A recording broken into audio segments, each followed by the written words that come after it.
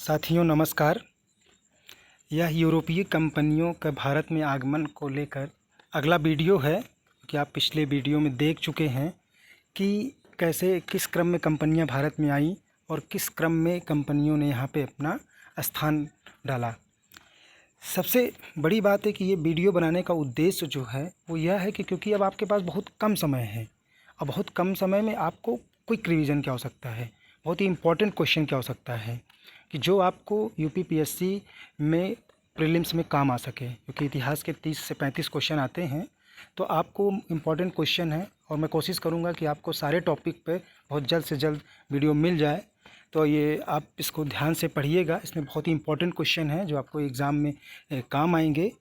तो सबसे पहले आप जानते हैं कि भारत में पुर्तगाली कंपनी 1498 में आई थी, लेकिन प्रश्न बनता है कि कौन व्यक्ति आया था, दूसरा व्यक्ति कौन आया था। पहला तो आज का सभी जानते हैं कि वास्को डी गामा आया 17 मई 1498 में, और गुजराती पथ प्रदर्शक था अब्दुल मनीक नामक व्यक्ति की सहायता से, जिसने 90 दिन की समुद्री यात्रा किया हुआ था। और यात्रा करने के पश्चात वो भारत के केरल में कालीकट नामक स्थान के कप कडाबू नामक बंदरगाह पर आया था। हर प्रश्न आ चुका है आपके पास में, एग्ज़ाम में आ चुका है, पिछले एग्ज़ाम में। लेकिन ये पूछ लिया था कि वहाँ पहुँचने के बाद किस राजा ने उसका स्वागत किया। तो वहाँ का जो स्थानीय राजा था जिसकी उपाधि थी जमोरिन, उसने उसका समर्थन किया। लेकिन जो विरोध करने वाले भी थे, क्योंकि विरोध करने वाले लोग ज़्यादा होते हैं, तो वहाँ पे पहले से जो व्यापार कर रहे थे अरब देश के व्यापारी, उन लोगों ने उसका विरोध किया। फिर एक बहुत इम्पोर्टेंट प्रश्न है कि जब वास्को डी गामा भारत आया तो उसको आने जाने का खर्च निकाल करके कितना फ़ायदा हुआ। तो उसको यहाँ पर टोटल फ़ायदा 60 गुना लाभ कमाया था उसने भारत में। ये प्रश्न है, आप ध्यान से पढ़िएगा। लेकिन अब आजकल ट्रेडिशन चेंज हो गया है, अब वो पहले के स्थान पे दूसरा और तीसरा पूछ लेता है। किसी भी क्वेश्चन पे आप देखेंगे कि दूसरा कौन था, तीसरा कौन था, पांचवा कौन था, इस टाइप क्वेश्चन बनता है। तो दूसरा जो पुर्तगाली यात्री था वो पेड्रो अल्ब्रेस कैब्राल था, जो 13 जहाज़ों के साथ में 9 मार्च 1500 ईस्वी को आया हुआ था। फिर आने के बाद यहाँ पर उन्होंने अपनी फैक्ट्री बनाई। फिर यहाँ भी वही प्रश्न है कि पहली फैक्ट्री कब स्थापित हुई। तो अब उम्र नहीं पूछा जाता है, दूसरी और तीसरी पर पूछते हैं। तो पहली फैक्ट्री 1503 ईस्वी में कोचीन में बनाई गई थी। दूसरी फैक्ट्री 1505 में कन्नूर में स्थापित की गई थी। आगे चल कर के हुगली में भी स्थापित की गई। मतलब बहुत स्थानों पर पुर्तगाली ने कंपनी बनाई थी। फिर एक प्रश्न है कि यहाँ पे पुर्तगाली कंपनी का संस्थापक कौन था। तो वो फ्रांसिस्को डी अल्मेडा था। 1505 ईस्वी में उसने बनाया था और 1509 ईस्वी तक वो यहाँ पे था।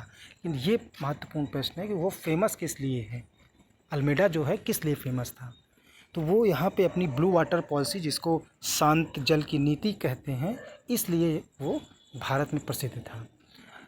फिर आगे चल कर के सबसे जो इम्पोर्टेंट गवर्नर हुआ था पुर्तगालियों का, वो अल्फांसो डी अल्बुकर्क था, जो 1509 से लेके 1515 ईस्वी तक है। तो ये वास्तविक संस्थापक है। इस बात ध्यान रखिए, संस्थापक और वास्तविक संस्थापक हर डायनेस्टी में पूछा जाता है। आप कभी ध्यान देंगे इस चीज़ का, तो वैसे ही यहाँ पर भी अंग्रेज़ों में भी और पुर्तगालियों में भी है कि कौन पहला था, कौन वास्तविक था। तो इस टाइप से आप ध्यान रखिएगा। तो वास्तविक संस्थापक जो पुर्तगालियों का था वो फ्रांसिस्को डी अल्बुकर्क था। और सबसे बड़ी बात ये है कि उसने गोवा वाले क्षेत्र में उस क्षेत्र में जहाँ पे वो शासन कर रहा था, वहाँ पे उसने सती प्रथा को बंद करवा दिया था, जो कि घोर निंदनीय प्रथा थी।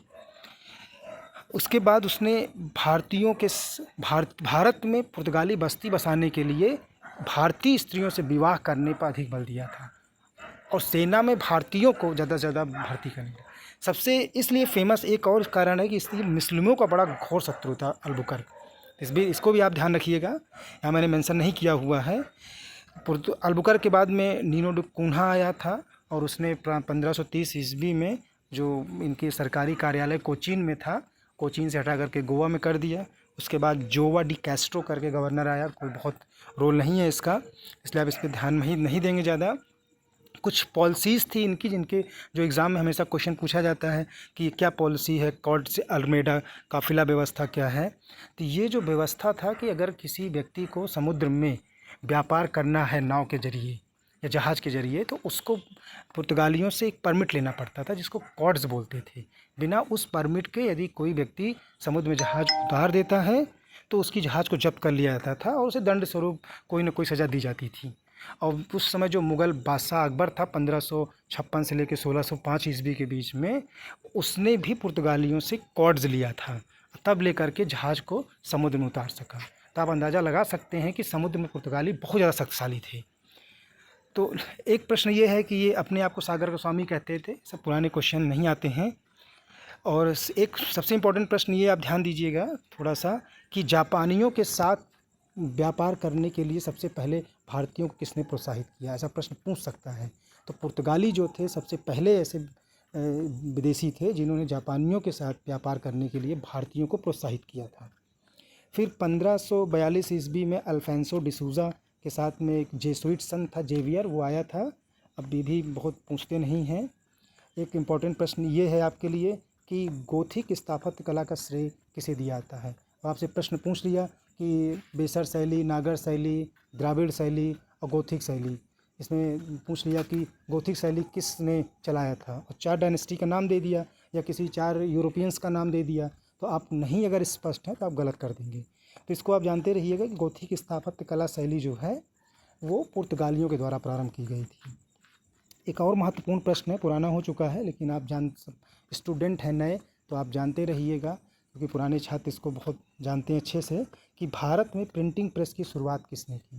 तो भारत में प्रिंटिंग प्रेस की शुरुआत पुर्तगालियों ने की थी और पहली प्रिंटिंग प्रेस 1556 ईस्वी में गोवा में स्थापित की गई थी। तो ये सब बहुत महत्वपूर्ण प्रश्न है। इसके साथ ही और है कि पुर्तगालियों ने काजू हो गया, बादाम हो गया, टमाटर हो गया, लीची हो गया, संतरा हो गया, तो ऐसे पपीता हो गया, ये कहीं मध्य अमेरिका से या किसी और दूसरे महाद्वीप से ला करके भारत में उसको उपजाया, जो आज हम लोग देखते नहीं जानते रहते हैं, लेकिन आप इन चीज़ों को भी जान सकते हैं। कोई बहुत इंपॉर्टेंट नहीं है, लेकिन कभी कभी पूछ लिया जाता है कि बादाम कहाँ से आया, काजू कहाँ से आया या पपीता कहाँ से आया, तो इस टाइप के प्रश्न भी पूछे जाते हैं। इनके पतन का एक कारण था पुर्तगालियों का कि कैसे इनका साम्राज्य यहाँ पे अंत हो गया। तो इनका साम्राज्य अंत होने का कारण कि क्योंकि बहुत धार्मिक असहिष्णुतावादी थी और चुपके चुपके किसी दूसरे देश से व्यापार करते थे। और साथ ही साथ जब ब्राज़ील का इन्होंने खोज कर लिया, ब्राज़ील का पता चल गया, तो इन्हों का जो व्यापार था वो भारत से कम हो करके पश्चिम देशों के साथ ज़्यादा हो गया। क्योंकि उसका एक रीज़न और भी हो सकता है, क्योंकि यहाँ पे अंग्रेज़ और डच आ गए थे तो उनसे इन प्रतिस्पर्धा नहीं कर पाए, जिसके कारण इनका पतन हो गया यहाँ पर। तो विद्यार्थियों, इस छोटे छोटे जो प्रश्न हैं ज़्यादा समय ना लेते हुए मैं बनाया हुआ हूँ, क्योंकि तैयारी के दौरान मुझे भी ऐसी समस्याएं आई थी कि क्या पढ़ना है क्या नहीं पढ़ना है। तो मैंने अपना की पॉइंट बनाया, की पॉइंट बना करके कई किताबों का अध्ययन किया, लेकिन एग्ज़ाम के बहुत पहले ही कर लिया था इस चीज़ को, इसलिए मुझे ऐसी कोई समस्या नहीं सामने आई थी। और मैं यूपी जो ELT का सामाजिक विज्ञान का परीक्षा हुआ था उसमें मेरा प्रथम स्थान आया था पूरे प्रदेश में। इसलिए मुझे थोड़ा सा जानकारी है। बहुत सारे दोस्तों ने, मित्रों ने कहा कि सर आप वीडियो बनाइए, तो मैं इसलिए मेन आपके सामने रख रहा हूँ। जब आपको अच्छा लगेगा तो फिर आगे मैं नेक्स्ट वीडियो बनाऊँगा। धन्यवाद।